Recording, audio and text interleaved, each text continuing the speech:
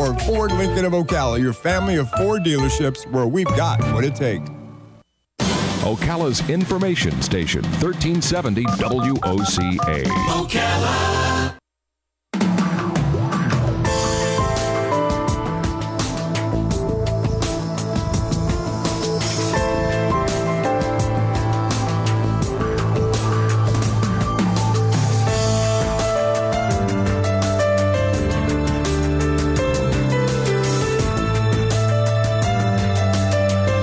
All right, 6 minutes after 11 o'clock. We have a very fascinating author to talk to, and he's got a very well-written book to talk about. John, Renehan? I might be saying his name wrong. I'm so sorry. But he'll correct me in a second. He served in the U.S. Army's 3rd Infantry Division as a field artillery officer in Iraq, and he's an attorney. And it didn't happen the other way around. A lot of times you'll hear about a veteran coming back and then getting his law degree and becoming an attorney. In his case, unless I misunderstood the information, he was an attorney and then served in the Army. His book is a novel. It's his debut novel about a former Army captain's gripping portrait of a fighting unit holding a remote outpost in Afghanistan. The book is called The Valley. And so from attorney to soldier to author. And I'm guessing all of the experiences probably all somehow manifested themselves in the story. I'm just guessing. I don't know. I'm trying to be a spiritual guy here. John, good morning, John. How are you doing? Hey, how are you? Pretty good. Pronounce your last name? Renehan. You got it. Renehan. Okay, just like it looks. Well, thank you. Where are you calling from? Arlington, Virginia. Oh, wow. It's a good place for a veteran to be, isn't it? Arlington? As long as you're above the grass. Yes. Yeah. Yeah, right. Yep. As long as you're above the ground. On the side of the dirt. So how did it, did you volunteer? You had to volunteer. It's a whole volunteer army. Yeah, I was a lawyer working up in New York City, and then I came to it kind of on the old side. I think it was about 32 when I came in, but I mean, and that's the thing when they expand the military, when something's going on, it's a really interesting time to be in because, you just get these people from all these walks of life, like me that, the military wasn't necessarily on the radar before that. Wow. Was it because of 911 that you joined?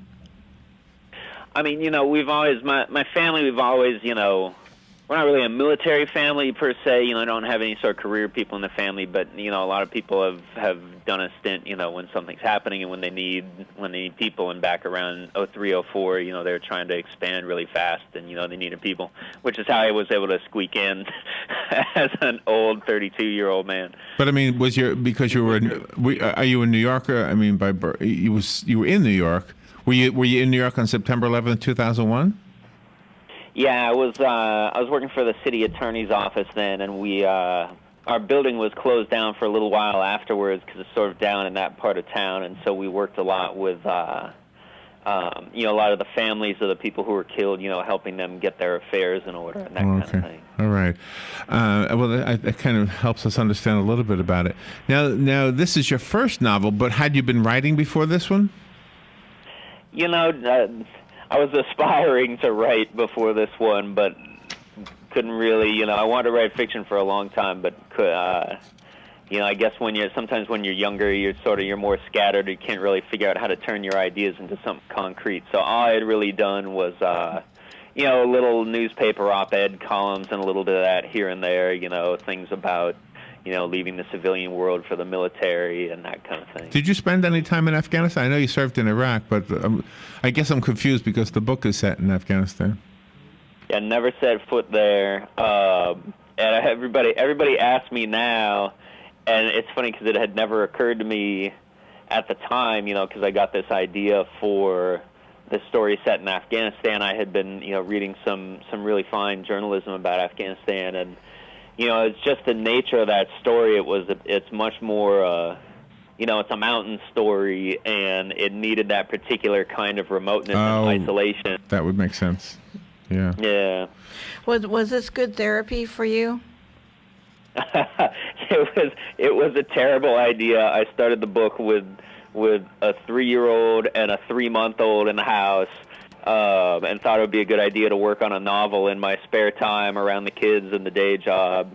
So I don't know. I don't know if it was therapeutic. I mean, it worked out all right, but I probably took 5 years off the back end. Oh my gosh. So we have so many serious things we need to ask you, but there's one question that'll illustrate for you that I'm really just juvenile. Tell me about the porta potties. That's absolutely real. You can't walk into a porta potty anywhere overseas and without the Chuck graffiti. It's just. Explain what you mean by that. I know what you mean, but for the audience, So, what do you mean? Chuck graffiti, what is that? All right, so soldiers love Chuck Norris. It's just a soldier thing. They don't actually think that, he's a real sort of kung fu superhero, that he can do all those things he does on TV. It's just it's like a thing. Soldiers love Chuck Norris, and it's like this tradition of making up all this graffiti that they put everywhere, like in Iraq, like in the porta potties and all that kind of thing. And the graffiti's always about just how awesome Chuck Norris is, and every graffiti is just an example of just how great Chuck Norris is and how he can do stuff that's just like impossible. Like Chuck Norris can run around the planet. He's so fast he can run around the earth and punch himself in the back of the head, or Chuck Norris can leave a message before the beep, and just all this. It's just a thing. They just go with it, and it's just everywhere. And it just it kind of found its way. It just sort of found its way into the plot. And this is just porta potties, or is this all bathrooms? Well, they don't really have any real bathrooms that aren't porta potties in Iraq and Afghanistan. So, but yeah, I mean, it's pretty much anywhere you can get away with, doing graffiti. And if you're a soldier, you can't really get away with putting graffiti any place except inside the porta-john. It's really nice to hear that soldiers have heroes, but on the other side of the coin, soldiers are heroes to us folks back home. Young soldiers are just, that's why you do it. That's the part of you get to work and it's a short period of time. If you stay in the Army for your career, especially if you're an officer, it's usually just these short periods of time you can actually, work closely with young soldiers, and take care of them, and then, you go off and you're on, staffs up at headquarters for years and all this kind of thing. But that's why you do it. Soldiers are the best. They're crazy and they do the dumbest things ever, but they're they need like a whole squad of guardian angels sometimes to get them through the day. But so how did you adjust? Gosh, there's so many questions. We'll talk about the book, I promise. Yeah. But how did you? I've been talking about the book all morning. We can take a break. Okay. Yeah, but not to our audience. Well, how did you adjust to the chain of command issue? I mean, you were an older guy. I mean, isn't it hard when you're in charge of your own life as an attorney? You're 32. I mean, I would be so defiant. I would be so what they call it when you don't behave in the Army? Defiant. AWOL. I would eventually be AWOL. Yeah, but what do they call it when you're not behaving? Obstinate. What do they call it? Insubordinate. That's what I would be. Yeah. Were you almost there, or were you there at all? The insubordinate part. You definitely bring a different perspective when you're older. Going to basic training was kind of an eye-opener because you're there, and I wasn't like the only old guy there, but, you're 32 years old and you're there with a bunch of 18, 19-year-old kids, and, that can be good, too. Like, youth is infectious and that kind of thing, but, yeah, it's definitely, you can get exasperated, that 10, 12 years is a big difference, when you're talking about, like, 18 to 30, but... as an officer, the truth is, it's, it only makes it, there's some indignities, you come to the Army later, you're a lieutenant, and there's some captain you're working for that's, years younger than you, and whatever. You just decide up front, that's just what it's going to be, so you just get over it up front, and that's just, it is what it is. But, the truth is, as a lieutenant, most lieutenants 23-year-old kids right out of college, and what they've done with their life is college and, the Army for like a year, and then they're you're put in these situations where you're in charge, or you have to pretend to be in charge of all these soldiers and all these sergeants that have been around the Army 5 times longer than you have. Right. And I would not have wanted to do that job as my 23-year-old self. It helps having a little bit more life under your belt. Sounds like it enhanced your life. I mean, just by listening to you. But did you lose anybody? Any soldiers die that you were with? I didn't. In my platoon, I didn't lose anybody. We were lucky that way. All right, we'll talk about the book. We'll be fair. The book is called The Valley. It's a novel by John Renehan, and he's up in Arlington, Virginia. So let's take a little break, and when we come back, let's be fair to the book. I'm glad we have a whole half hour with you today, because Yeah, sure. there was so much I wanted to ask you. So we'll take that little break and be right back. The weather is brought to you by myfwc.com. Safe boating is no accident. Clouds and breaks of sun this afternoon. A passing shower, high 81 to 83. Patchy clouds tonight, low 61 to 64. Warm tomorrow. Sun and patchy clouds. A shower in the afternoon, high 83 to 87. Tomorrow night, cloudy and warm. A shower, low 66 to 68. And then Wednesday, variable cloudiness. Showers mainly late in the day, high 83 to 87. From the Florida Weather Center, I'm Steve Williams. This weather brought to you by A&A Lockdock. Did you know that most break-ins happen during bad weather because it masks the sound? Don't be another victim. Protect your home and business today. Call A&A Lockdock, 352-867-1965. That's 352-867-1965.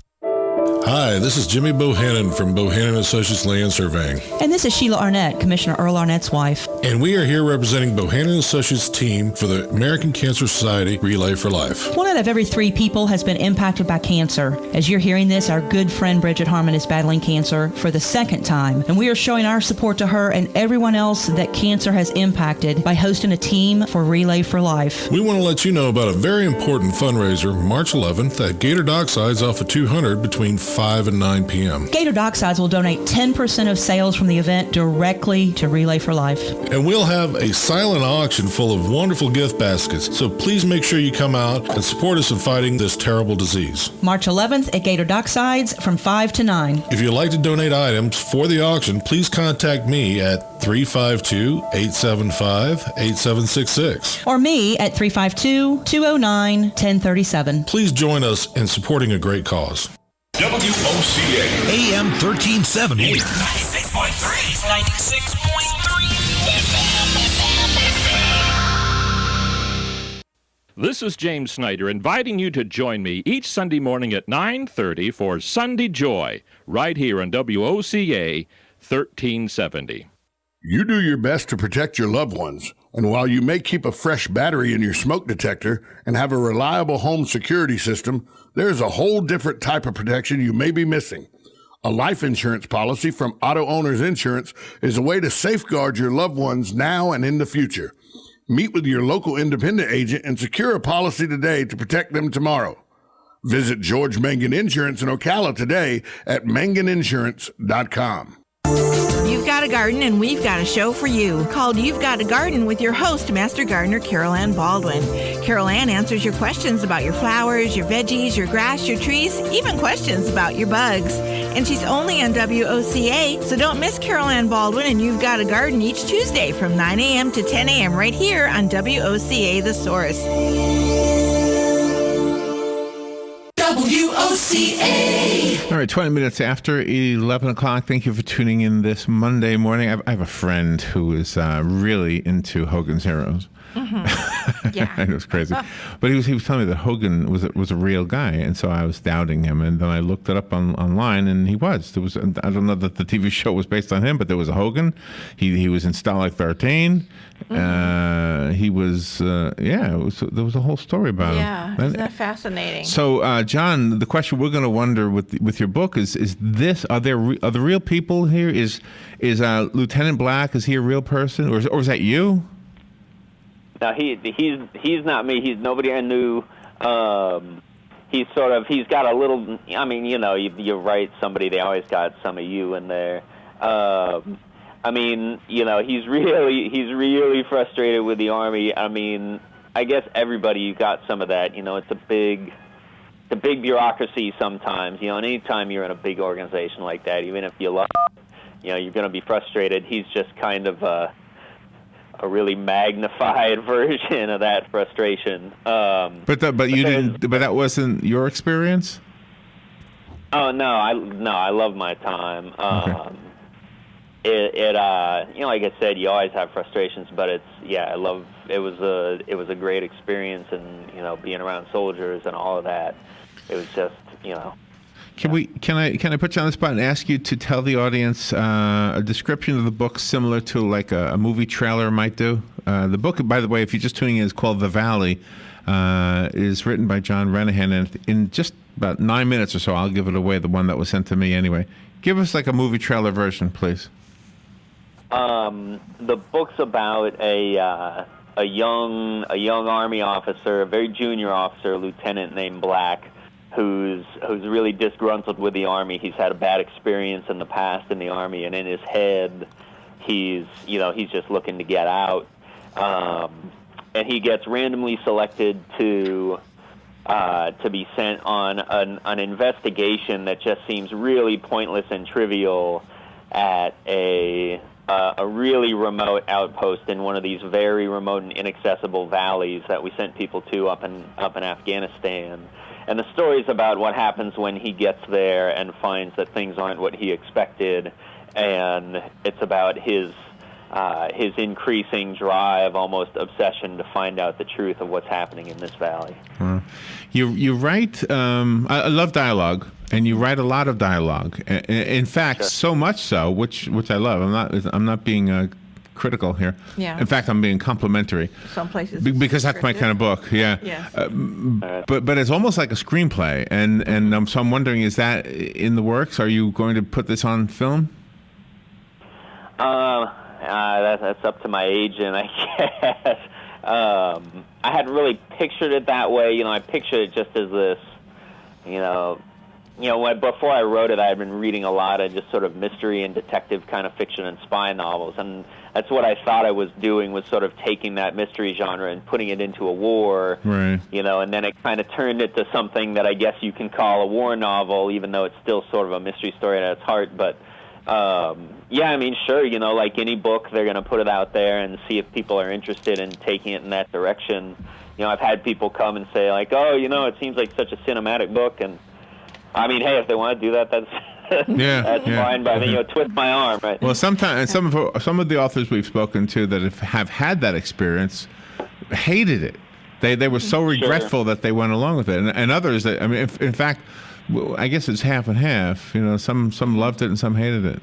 So yeah, I mean, I think probably the key is, and I mean, here I'm talking like I'm some old hand or something, but I'm guessing probably the key is to understand that once you allow somebody to do that to it, the book is yours. The movie's not yours anymore. You don't have anything to do with it. You don't have control. I mean, until you're Stephen King or something, you don't have control over what somebody's going to do with it if you let them do it. And it probably helps too. I mean, it's a book. It's a plot-driven book. It's a war book. You can see it as, it's not one of those books where somebody would say, "Hey, you think they should make a movie of that book?" And you go like, "Oh my gosh, I can't even picture that." When you, since you are an author and now your children will be growing up, they'll become aware of the works that you are writing, and they'll be learning about the wars in school. Are you preparing yourself in advance for future questions that your children might ask you? Yeah, about porta Because this potties. is hard. That's the first question they're going to ask. Daddy, is that true? The Czech graffiti. But my children are 6 and almost 3, so I'm in my head. I have a long time to put that off. That's what you think. We took 2. They know that Daddy wrote a book, and they know there were a lot of weekends. Like, why is Daddy staying home? Well, Daddy's trying to finish his book. Where they see Daddy put the F word in his book. Yeah.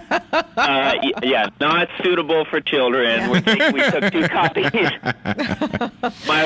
My wife and I, just the other day, we got our you get a big box of copies of the book, for yourself from the publisher, and we sort of took 2 copies, and we're putting them away in the shoebox, for when they're old enough. And my wife's telling me, you realize it's not going to be 18 years old before they read this. You can't put this off that long. But yeah, no, there is definitely a lot of profanity in the book. I'm not a real profane kind of guy, and it probably doesn't seem like that, but I tried to keep it, well, in minimum. But in that setting, that's exactly what you would hear.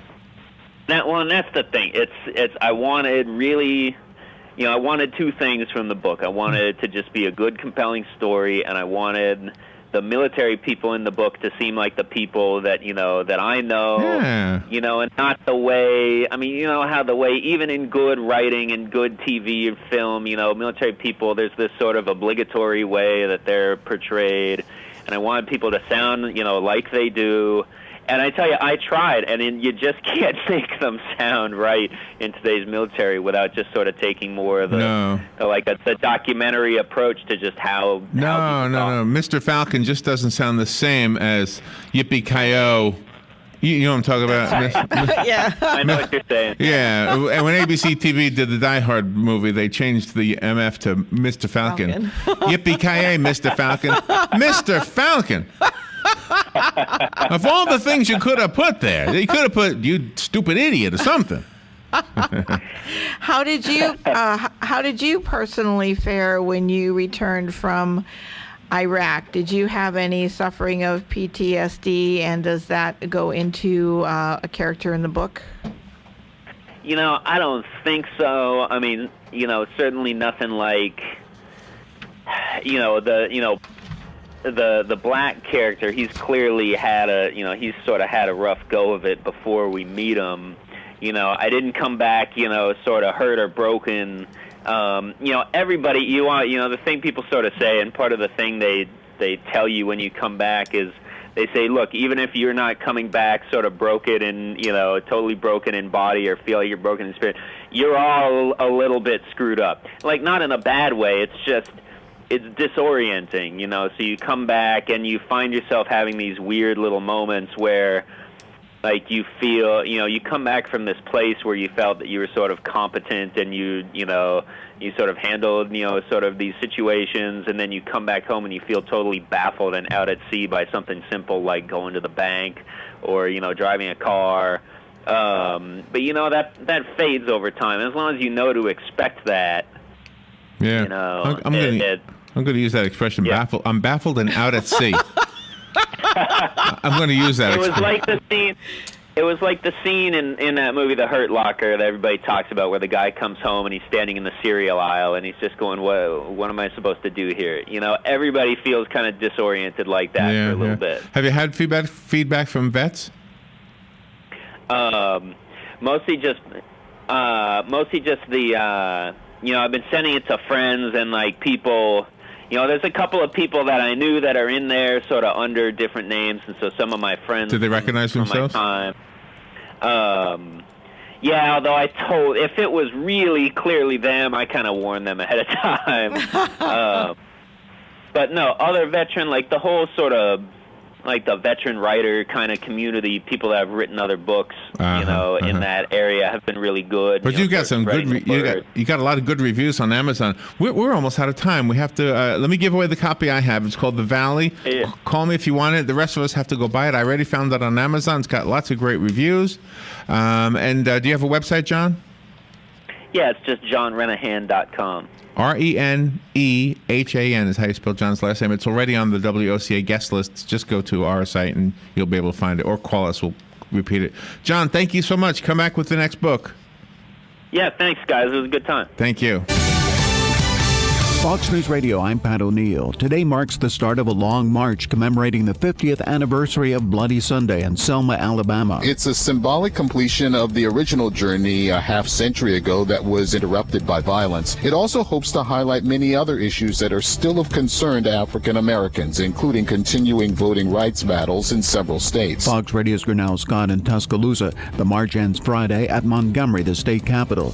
Troops from Chad and Niger crossing into Nigeria, taking aim with the terrorist group Boko Haram. A Nigerian official saying the maneuvers are preemptive. Boko Haram has been battling the Nigerian government for nearly 6 years. The militants have carried out mass kidnappings, including those of schoolgirls. Fox Radio's Jessica Gallagher. Some bad news at the pump. The average price of regular gas jumped 21 cents a gallon over the past 2 weeks, but that's still 97 cents lower than a year ago. Fox News. We report, you decide. Superstorms, road closures, flooding, airports snowed in. If you travel for work like I do, news like that can ruin your whole day. It did mine until I discovered Citrix GoToMeeting online meeting software. With GoToMeeting, you can meet from anywhere using your computer, tablet, or smartphone. No expensive travel required. And with HD video, you simply turn on your webcam and it's just like being in the same room, which means you can stay productive no matter what the news brings. Visit GoToMeeting.com and start our free 30-day trial. What's the secret to great business trips? Choice Hotels, where you'll find everything a business traveler needs, like a generous rewards program. And right now, choose Choice twice for 2 separate trips and get a night at no price. Stay for business at Choice Hotels and book now at choicehotels.com. Great endings begin here. Free night based on an 8,000-point Choice Privileges Reward night at over 1,500 hotels. Valid 2/19/15 through 4/22/15. Requires registration and 2 separate qualifying stays. Other terms and conditions apply. Details at choicehotels.com. Hi, this is Jimmy Bohannon from Bohannon Associates Land Surveying. And this is Sheila Arnett, Commissioner Earl Arnett's wife. And we are here representing Bohannon Associates team for the American Cancer Society Relay for Life. 1 out of every 3 people has been impacted by cancer. As you're hearing this, our good friend Bridget Harmon is battling cancer for the 2nd time. And we are showing our support to her and everyone else that cancer has impacted by hosting a team for Relay for Life. We want to let you know about a very important fundraiser March 11th at Gator Docksides off of 200 between 5 and 9 p.m. Gator Docksides will donate 10% of sales from the event directly to Relay for Life. And we'll have a silent auction full of wonderful gift baskets, so please make sure you come out and support us in fighting this terrible disease. March 11th at Gator Docksides from 5 to 9. If you'd like to donate items for the auction, please contact me at 352-875-8766. Or me at 352-209-1037. Please join us in supporting a great cause. Here are today's headlines from the source, WOCA. A Gainesville man is dead after a high-speed crash here in Marion County. Florida Highway Patrol troopers say 25-year-old Patrick Buchanan's was southbound on US 441 near Northwest 220th Street around 8:30 a.m. on Saturday at a high rate of speed. Buchanan's lost control of his vehicle while exiting a curve and crashed head-on into trees, ejecting passenger 37-year-old Amanda Hall. The car came to a rest engulfed in flames. Buchanan's and Hall were both transported to the University of Florida Health Shands Hospital, where he was pronounced deceased. Hall remains hospitalized in critical condition. The Star Banner is reporting that a 20-year-old man was arrested and charged with manslaughter in the shooting death of a 19-year-old man here in Ocala. The arrested man is identified as Jefferson Davis Gwynn IV. Gwynn was arrested at 5:20 a.m. yesterday. The deceased man is identified as Daniel John Krisalka. The report states that Ocala Police Department Lieutenant Billy Wood said Gwynn was booked on a manslaughter charge because the information does not seem to rise to the level of a murder charge. A man was killed and 2 others, including NFL running back Chris Johnson, were injured in a drive-by shooting in the Orlando area. It happened early yesterday morning near the Florida Mall. According to the victims, an unknown vehicle pulled up beside their Jeep SUV at a red light and opened fire. The driver of the SUV, 28-year-old Drakis Orico Johnson, was killed. Chris Johnson was hit in the shoulder. Another passenger, Reggie Johnson, was shot in the shoulder, hand, and leg. Both were hospitalized in stable condition. Chris Johnson, who will officially become a free agent tomorrow, was arrested in Orlando in January on a misdemeanor weapons charge. Police who pulled him over for a traffic stop say they found a handgun in his car. Chris Johnson, who is 29 years old, played his high school football at Olympia High in Orlando, which is his hometown. The person or persons who did the shooting fled the scene. The Orange County Sheriff's Office is investigating the case as a homicide. Anyone with information regarding the incident is asked to call Crime Line at 1-800-423-TIPS. And Bike Week is roaring into Daytona once again and is expected to attract more than 500,000 motorcycle enthusiasts to Daytona over the next 10 days, increasing motorcycle traffic statewide. While this event is a celebration for those who enjoy driving on two wheels instead of four, AAA encourages all motorists to be cautious on the road. Florida has the highest number of motorcycle fatalities in the nation, according to a report from the National Highway Traffic Safety Administration. Motorcyclists account for 20% of motor vehicle fatalities in the state, while only making up 7% of licensed motorists. This is also the season that brings the spring breakers to the Sunshine State, and that is leading to safety tips and advice from the AAA and law enforcement officials. Authorities statewide have launched a crackdown on impaired driving.